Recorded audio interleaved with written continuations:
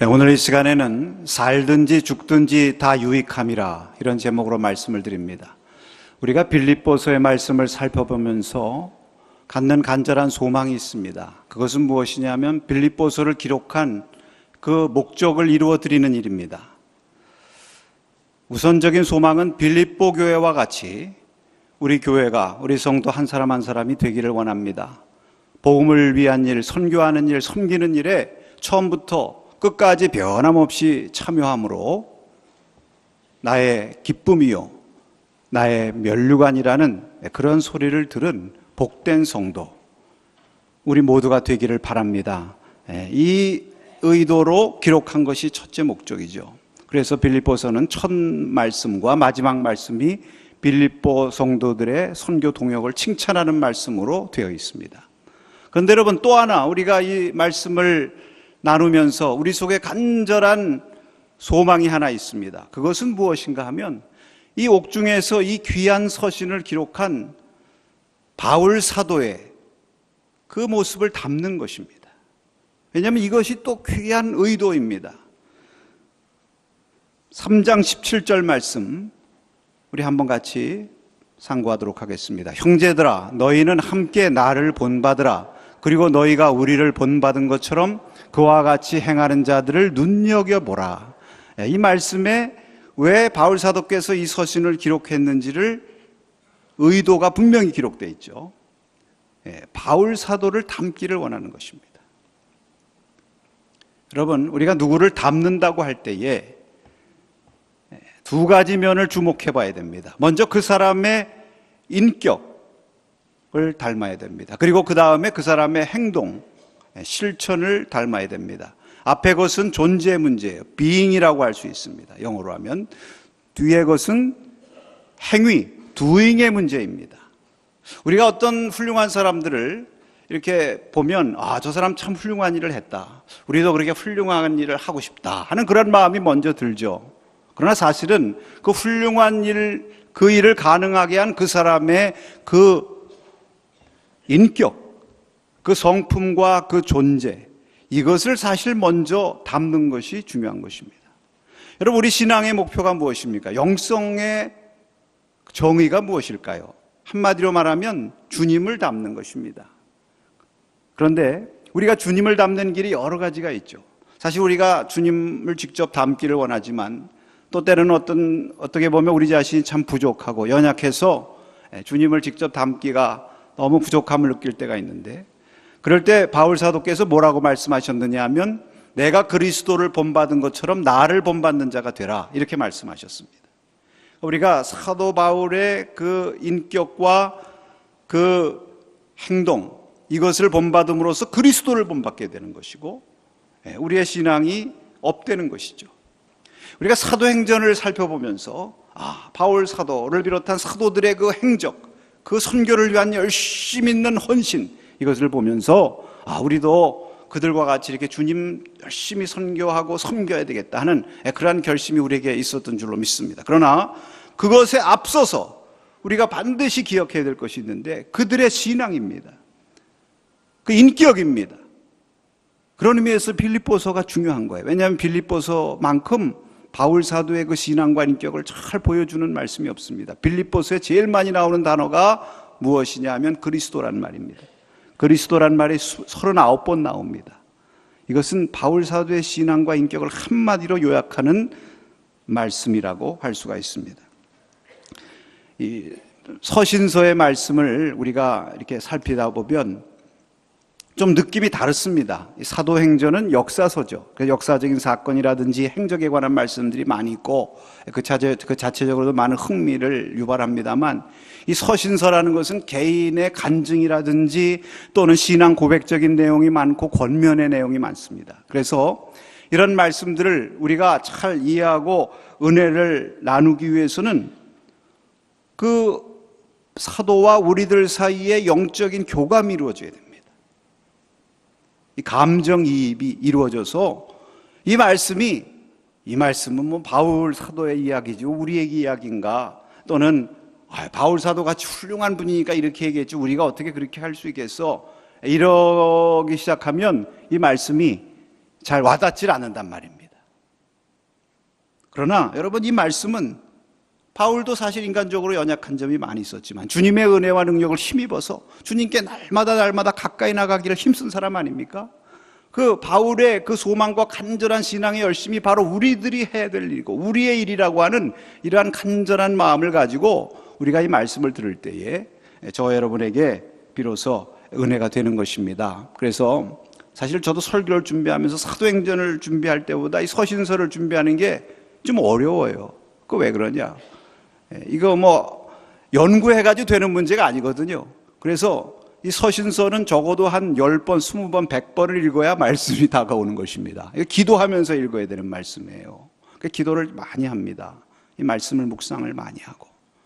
우리가 어떤 말씀을 대할 때에 뭐 좀 서론이 깁니다만 여러분 중요한 얘기이기 때문에 그래요. 일단 우리가 말씀을 잘 이해하는 게 중요하죠. 이 말씀이 무슨 의미인지를 알아야죠. 도대체 무슨 소리인지를 모르겠다 그러면 은혜가 되지 않지 않습니까? 그러니까 우리가 먼저 잘 이해해야 되는데 이 영적인 깊은 의미를 담고 있기 때문에 지식적으로만 이해해서는 안 돼요. 체험적으로 이해되는 것입니다. 내가 봐도 사도 바울의 입장이 돼야 그 말씀이 이해가 되는 거예요. 근데 더 나아가서 이 말씀에 대한 소감이 있어야 됩니다. 소감, 느낌. 참 바울 너무 훌륭하구나. 어떻게 저런 신앙을 가질 수 있을까? 그런 신앙 나도 가졌으면 좋겠다. 야, 빌립보 성도들 어떻게 저렇게 헌신을 하고 주를 위해서 이렇게 변함없이 충성할 수 있을까? 그렇게 참 놀랍구나. 나도 그렇게 되기로. 이런 소감이 있을 때 이 말씀이 나에게 말을 걸어오기 시작하는 거예요. 근데 여기서 한 걸음 더 나가야 되는 것입니다. 그 말씀을 내게 어떻게 적용할 수 있을까? 어떻게 하면 내 그 말씀을 내가 실천하고 내 삶에 그대로 적용할 수 있을까? 결단의 문제죠. 그게 나 힘대로 안 되는 것이니까 기도를 많이 해야 돼요.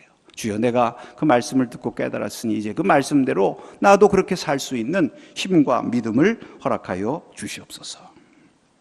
여러분, 이런 마음을 가지고 오늘 본문의 말씀을 함께 나누기를 원합니다. 왜냐하면 빌립보 말씀 전체 가운데 오늘 우리가 봉독한 말씀이 사도 바울의 신앙과 인격을 가장 잘 보여준 말씀입니다.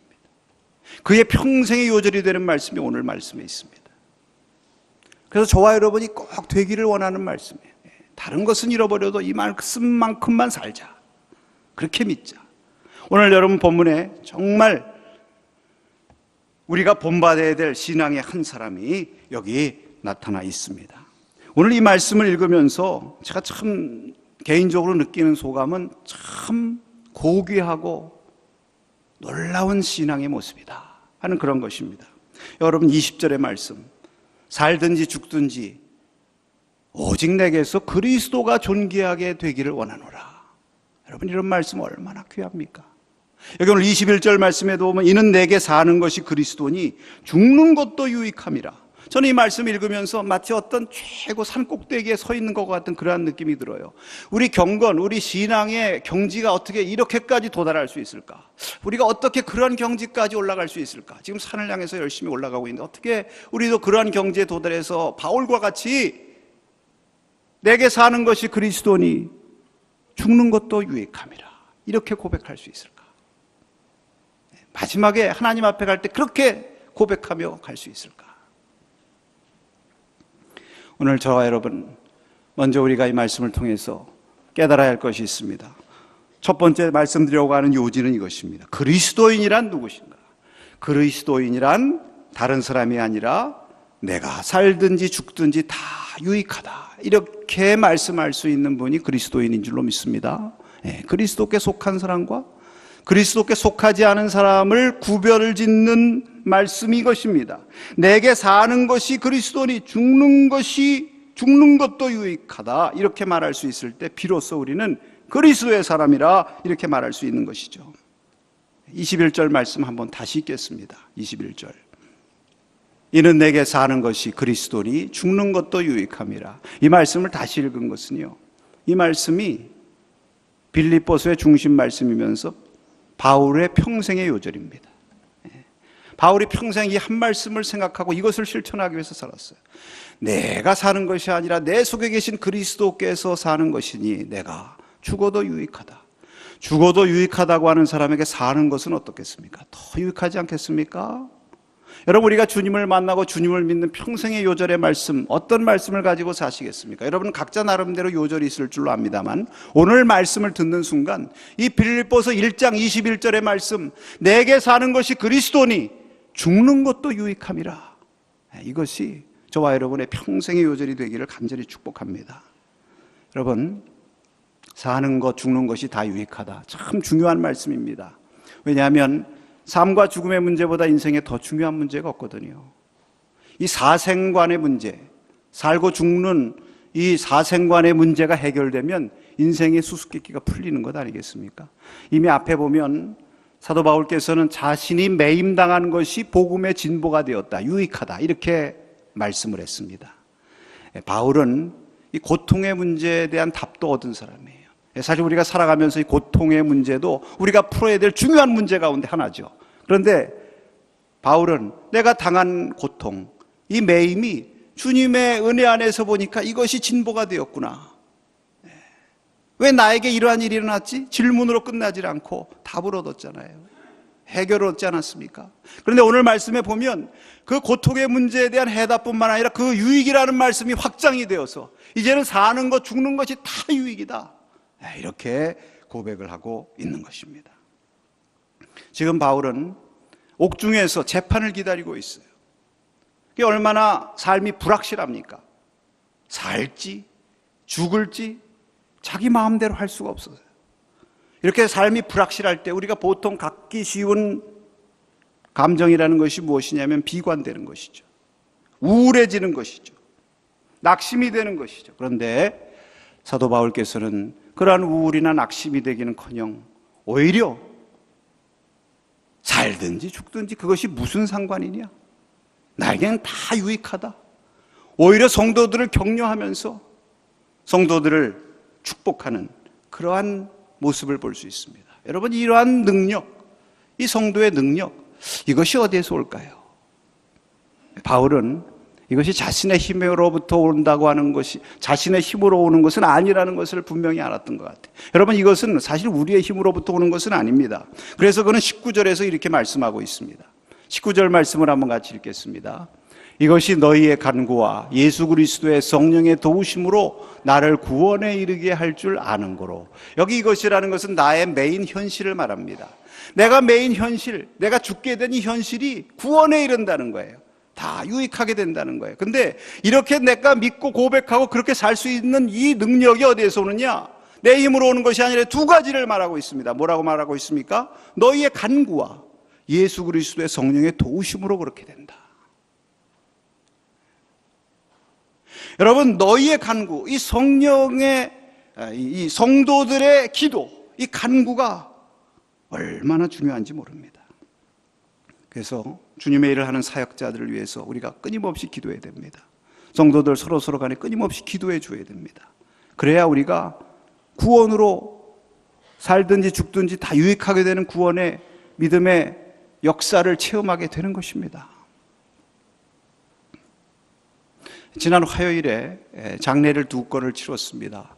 아침에 발인 화장하고 오후에 또 입관 예배 드리고, 그 다음에 바로 이어서 또 장례난 곳이 있어서 문상을 다녀왔습니다. 만락교회 김우영 목사님 사모님께서 소천하셔서 거기에 문상을 갔어요.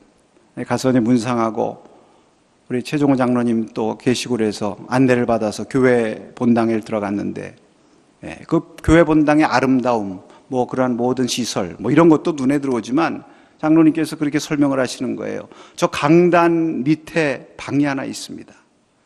그 방이 이름이 아론과 훌이라는 방입니다. 주일날 하나님 앞에 예배드리고 목사님이 이제 강단에서 설교할 때 그 아론과 훌 그 방에서 장로님, 성도님들이 두 손 들고 계속해서 쉬지 않고 기도하신다는 거예요. 그 기도 때문에 강단이 살아있고 교회가 살아있고 하나님의 역사가 일어난다는 그런 말씀을 하시는 것을 보면서 여러분이 아론과 훌의 기도가 얼마나 중요합니까? 이것이 구원에 이르게 하는 힘과 능력이 되는 것 아니겠습니까? 여러분, 무디 목사님의 일화 가운데 이런 유명한 일화가 있습니다. 무디 목사님이라고 하면은 100만이 넘는 영혼들을 주님께로 인도한 능력이 있는 복음을 전하신 분이에요. 그런데 이분이라고 늘 말씀이 역사하고 늘 하나님의 살아계신 능력을 나타내는 것은 아닙니다. 어느 날은 말씀을 전하는데 얼마나 힘들고 말씀이 잘 전해지질 않는지 식은땀은 막 나고, 그래서 그냥 겨우 말씀을 마치고 자기 말로 오늘 설교는 죽었다. 예, 설교가 잘 안 될 때 우리 하는 말이 그렇습니다. 설교 죽었다고 그러죠. 오늘 설교 정말 죽었다. 그래가지고 기분이 별로 좋지 않아가지고 사무실에 들어가 있는데, 조금 있다 어느 성도님 한 분이 헐레벌떡 방을 찾아와 들어와서는 무디 목사님을 손을 덥석 잡으면서, 목사님 제가 오늘 회개합니다. 목사님 저 오늘 하나님 앞에 잘못했습니다. 그거 왜 그러냐 그랬더니, 이분이 토요일마다 시간을 정해놓고 주일 예배를 위해서 기도한 거예요.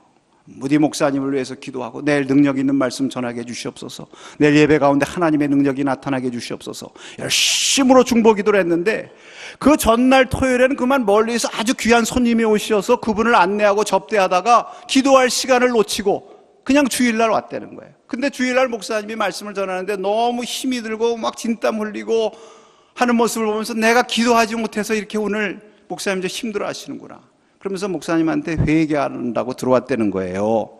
할렐루야. 예, 우리 교회도 가끔 그런 성도님들 계십니다. 예. 이 무디 목사님이 거기에도 은혜를 받았어요. 무슨 은혜를 받았냐? 지금까지는 내가 능력 있고 말씀 잘 전하고 내가 역사에서 성도들이 은혜 받고 놀라운 역사가 일어난 줄로 알았는데, 이게 내 힘이 아니구나. 나를 위해서 이렇게 뒤에서 끊임없이 기도하는 성도님들이 계시기 때문에 하나님이 역사하시는구나. 할렐루야. 그래서 더 기도를 하고 더 의지하고 하나님의 능력을 의지해서 말씀을 전하고 사역을 했다. 여러분, 목사에게 무슨 말이 가장 귀한 축복의 말씀입니까? 목사님 너무 핸섬하세요. 우리 목사님 멋지세요. 나도 우리 목사님 같이 잘생긴 사위 하나 얻었으면 좋겠어요. 그렇게 얘기하시는 것도 좋은 얘기지만, 제일 중요한 것은 제가 목사님을 위해서 늘 기도하고 있습니다. 제가 성도님들에게 말씀할 때도 그렇게 얘기합니다. 제가 성도님을 위해서 늘 기도하고 있습니다. 새벽마다 기도합니다. 생각날 때마다 주님 아시죠? 주님께 의탁합니다. 저는 이 말씀을 들을 때 가슴이 뭉클하고요. 또 우리 성도님들도 그 말씀을 들을 때 힘이 난다고 믿습니다. 오늘 사도 바울과 같은 위대한 신앙의 사람도 성도 너희의 기도로 내가 구원에 이르렀다, 이렇게 고백해요. 그 다음에 두 번째로 말씀합니다. 성령의 도우심으로. 여러분, 성령의 도우심으로 자기가 그렇게 유익하다는 거 아니에요? 왜? 21절에 분명히 말씀하세요. 내가 사는 것이 아니라 내게 누가 산다고요? 그리스도가 사신대잖아요. 내게 그리스도가 사신다는 말씀이 무슨 말씀입니까? 내게 성령께서 살아 역사하신다는 말씀 아니에요? 그리스도의 성령이 내 속에 계셔서 나를 붙드시고 계시기 때문에 나의 매임도 구원이 되고 살든지 죽든지 모든 것이 유익하다, 이런 고백이 나오는 거 아니겠습니까? 할렐루야. 나는 질그릇과 같이 깨지기 쉬운 존재. 그러나 내 속에 보배가 있는 것입니다. 능력의 힘이 큰 것이 있는 것입니다. 예수님의 부활의 생명이 있는 것입니다. 그래서 이 생명이 있으니까 내가 사방으로 우겨쌈을 당하여도 쌓이지 않는 거예요. 답답한 일을 당하여도 낙심하지 않는 것입니다. 오직 하나님의 은혜 안에서 살든지 죽든지 다 유익하다. 할렐루야. 이런 고백이 우리에게 넘칠 수 있기를 축복합니다. 두 번째로, 그러면 이러한 살든지 죽든지 다 유익하다고 하는 이러한 능력이 어디에서부터 오는 것인가? 그에 대한 답변의 말씀이 20절 말씀에 있습니다. 우리 20절을 한번 같이 읽도록 하겠습니다.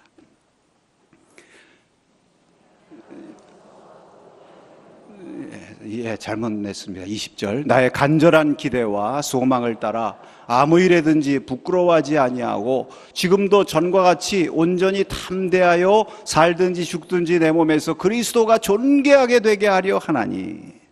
여러분, 살든지 죽든지 다 유익하다고 말할 수 있는 그 근거가 어디에 있느냐? 살든지 죽든지 그리스도가 존귀하게 되기를 원하기 때문인 것입니다. 내 판단과 내 생각대로 하면요, 모든 것이 어떻게 다 유익해요. 때로는 손해볼 때도 있고 때로는 억울할 때도 있고. 그러나 주님께서 존귀하게 되는 것을 바라보고 그것을 따라 사니까 모든 것이 유익하다는 것입니다. 바울에게 이것이 무엇입니까? 간절한 소망이라고 그래요. 여기 보면 나의 간절한 기대와 소망. 이 나의 간절한 기대와 소망이 무엇입니까? 내게서 그리스도가 살든지 죽든지 존귀하게 되기를 소망하는 것입니다. 그런데 이 소망이 얼마나 강하냐면요, 간절하다고 그래요. 여기 간절하다고 하는 이 소망의 이 원뜻은 아포카라도키아라고 하는 말인데, 세 가지 단어가 합성된 말이라고 합니다. 목과 뺀다, 바라본다. 그러니까 이것을 합치면 목을 빼고 바라본다. 예, 우리가 그렇게 얘기하지 않습니까? 목놓아 고대한다. 예, 정말 누구를 간절히 고대할 때 목 빠지게 기다린다, 이런 말씀 쓰잖아요. 저는 이게 한국말에서 온 줄 알았더니 성경에서 온 말이더라고요. 예. 정말 예수님을 목 놓아 기다리는 거예요. 그분이 내 삶에서 존귀하게 되기를 그렇게 사모하는 것입니다. 이 사도 바울이 다메섹에서 예수님을 만났습니다. 쉽게 말하면 예수님의 얼굴빛을 본 거죠. 그리고 예수님을 딱 만나는 순간 사랑에 빠진 거예요. 그 다음서부터는 다른 생각은 안 나는 것입니다. 우리가 누구를 사랑하면 그 다음서부터는 그 사람 얼굴만 보이잖아요. 다른 것은 아무 생각이 안 나잖아요. 그래서 여기 간절한 소망이, 간절하다는 말은 다른 어떤 관심이나 어떤 흥미도 다 잃어버릴 정도로 오직 그리스도만 관심하고 그리스도만 소망한다, 그런 얘기입니다. 오직 그분, 오직 예수님 한 분만으로 만족하고 이 예수님 한 분만으로 사모하는 간절한 소망이 있기 때문에 다른 어떤 일에 대해서는 흥미가 없어요. 어떤 일을 당해도 부끄럽지도 않고 그저 주님이 존귀하게 되시면 그것이 최고의 자랑이에요. 아무리 세상적으로 부끄러운 일을 당해도 뭐 사슬에 매고 그래도 부끄럽지가 않아요. 여러분, 이 정도 돼야 되지 않겠습니까? 아멘이십니까? 유명한 음악가 지휘자 가운데 토스카니라는 분 여러분 아시죠? 이 토스카니라는 분이 베토벤, 특히 베토벤 지휘의 권위자입니다. 성격은 상당히 다혈질이라서 단원들을 상당히 힘들게 했다고 그래요. 그러나 철저하게 연습시키고 철저하게 훈련하는 아주 유명한 지휘자였습니다. 어느 날 베토벤 교향곡을 이제 발표하기 위해서 막 리허설을 하고 막 연습을 했는데 너무 훌륭하게 연주가 잘 끝난 거예요. 그래가지고 정식 공연도 아닌데 단원들이 너무 감동을 한 나머지 막 끝나자마자 일어나서 지휘자를 향해서 막 박수를 쳤다고 그래요. 대단한 오늘 연주를 하시고 대단한 지휘를 하셨습니다. 정말 선생님 같은 분 없습니다. 그랬을 때 토스카니니가 그 대원들을 격려하신 다음에 바로 이어서 이런 말씀을 했다고 합니다. 나 토스카니니 is nobody. 여러분도 nobody. 베토벤 is everything. 네.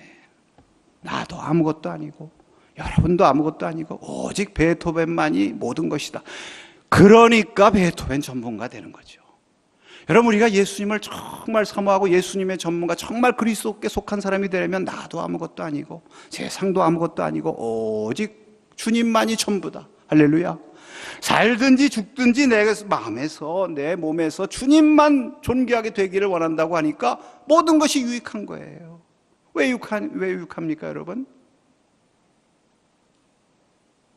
죽어도 유익하다고 그랬어요, 오늘 말씀에. 죽으면 누구와 함께 있기 때문에? 네, 주님과 함께 있기 때문에. 죽으면 누구의 고난에 동참해요? 주님의 고난에 동참하니까. 빌립보서 3장 10절의 말씀 한번 같이 상고하시겠습니다. 내가 그리스도와 그 부활의 권능과 그 고난에 참여함을 알고자 하여 그의 죽으심을 본받아. 죽으심을 본받는 거 아니에요. 죽으심을 본받으면 그 부활의 권능에 참여할 줄 알아요. 그래서 주님과 함께 있기를 소망하는 것입니다. 그러니까 죽음도 유익하다는 거예요. 그리스도가 존귀하게 되니까, 자기의 죽음을 통해서 순교의 제물을 되니까. 여러분, 사실 죽음에 대한 얘기 우리가 하기 싫죠. 산다는 것이 유익하다는 것은 우리가 이해하기 쉬운데 죽음에 대해서 유익하다 그러면 사실 이해가 잘 안 돼요, 현대인들은. 그거 자꾸 피하고 손해보는 것으로 생각하니까. 그래서 피할 수 없는 것이 죽음 아니겠습니까? 요즘 연로하신 분들 이렇게 신방하다 보면 꼭 그런 말씀들 하세요. 이렇게 나이가 드니까 주위의 친구들, 동지들이 한 사람, 두 사람 떠나간다고. 어느 날 또 이렇게 전화 받으면 마음이 덜컥한대요. 그래서 제가 그런 생각했습니다. 우리 교회에서 이제 장례 나면은 문자 보내지 않습니까? 너무 연세 드신 분들한테 문자 보내지 말아야 되겠다. 사무실에서 참고 좀 하시기 바랍니다. 사실 그게 우리의 마음의 모습이죠. 그러나 그럼에도 불구하고 죽음을 피할 수는 없고 오히려 성경은 말씀합니다. 준비하라고. 근데 여러분, 우리는 죽는 것도 유익하다고 말할 수 있는 유일한 사람들입니다. 사실 그리스도인들은. 왜? 부활의 생명이 있고 내게 사는 것이 그리스도니까. 그렇다고 여러분, 죽음의 예찬론자들은 아니에요. 또 그리스도인들은 죽음을 미워하는 사람들은 아닙니다. 오늘 말씀해 보면 계속해서 사도 바울이 그러나, 죽는 것이 유익하나 그러나 내가 육신으로 살아있는 것이 내일의 열매일진데. 여러분, 이 무슨 말씀입니까? 내가 살아있는 것이 주님께서 나에게 맡기신 일, 복음 전하는 일에 열매를 맺으니까 유익하다는 거예요. 세번역 성경에는 이런 말씀하고 있습니다. 그러나 육신을 입고 살아가는 것이 나에게 보람된 일이다. 여러분, 정말 나에게 할 일이 있고 보람된 일이 있으면 사는 게 얼마나 유익해요. 또 이런 말씀을 들으면 그렇게 또 자조 섞인 말씀하시는 분들 계실지 모르겠어요. 나는 뭐 이제 힘도 없고 할 일도 없고 나는 별로 소용도 없는 것 같아요. 나는 살 가치가 별로 없는 것 같아요. 혹시 그렇게 말씀하시는 분들이 계실지 모르겠는데 절대로 그런 것이 아닙니다. 여러분에게 보람 있는 일이 있는 한 여러분의 삶이 유익한 것입니다. 찬송하고 기도하고 주님을 증거하고 죽는 날까지, 하나님 앞에 가는 날까지, 할렐루야. 우리에게 사명이 있기 때문에 우리의 삶이 유익화되는 거예요. 여러분, 그래서 우리 기독교의 인생관은 두 가지 인생관을 거부합니다. 하나는 먹고 마시는 것이 인생이다. 이 쾌락주의적인 인생관 거부하고요. 이 사도 바울 당시에도 에피큐로스 학파라는 학파가 있었어요. 그래서 즐겁게 쾌락, 낙을 누리며 사는 것이 행복이다. 그러면 낙을 못 누리는 순간 인생의 의미가 없어지잖아요. 바울은 그것이 우리 기독교 인생관이 아니라 우리가 보람된 일을 할 수 있고 주님을 찬송할 수 있고 주님의 일에 열매를 맺을 수 있으니 주님 앞에 서는 날까지 삶은 유익하다. 할렐루야. 또 그렇다고 너무 반대로 인생은 너무 고생이다, 허무한 일이다, 그래서 그저 죽지 못해 살듯이 견디는 것이 또 인생이다, 이런 삶의 자세도 우리는 거부하는 것입니다. 왜? 삶을 멋있게 사는 거 아니에요. 주님이 존귀하게 되기를 사모하며 사니까 얼마나 그 삶이 멋있고 맛이 있습니까? 할렐루야. 여러분, 이 모든 말씀을 종합해 보면 결국 우리가 살든지 죽든지 다 유익하다고 하는 것은 그리스도가 존귀하게 되기 때문에, 그리스도 중심으로 살아가기 때문에 그것이 유익하다는 거 아니에요. 내가 살아도 주를 전할 수 있고 성도들을 격려할 수 있고 믿음에 굳게 세울 수 있으니 유익하고, 죽어서도 하나님께 영광이 되고 주님과 함께 영원히 동행할 수 있으니 그것이 유익하고, 정말 그리스도가 모든 것이 되고 그리스도로 충만한 삶, 주님이 최대 관심사가 되는 그러한 삶, 그러한 삶이 바로 성도요, 그런 삶이 그리스도인 아니겠습니까? 저와 여러분이 이러한 능력의 성도가 될 수 있기를 축복합니다. 마지막으로 여러분, 오늘 말씀을 통해서 우리에게 주시는 교훈은 이것입니다. 살든지 죽든지 다 유익하다고 말할 수 있는 자의 영적 축복이 무엇인가? 우리가 살든지 죽든지 다 유익하다고 고백할 때 우리에게 하나님께서 주시는 영적인 축복이 두 가지가 있습니다.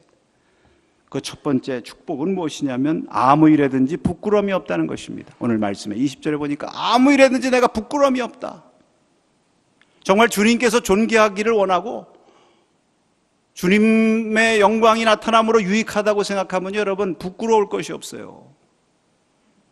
대개 언제 부끄럽습니까? 한국 사람들 특히 수치심을 많이 느끼는 문화 아니겠습니까? 이 관계문화고 체면, 이 명예, 이름 문화이기 때문에 수치심을 많이 느끼는데, 사람들 눈을 의식해서 그래요.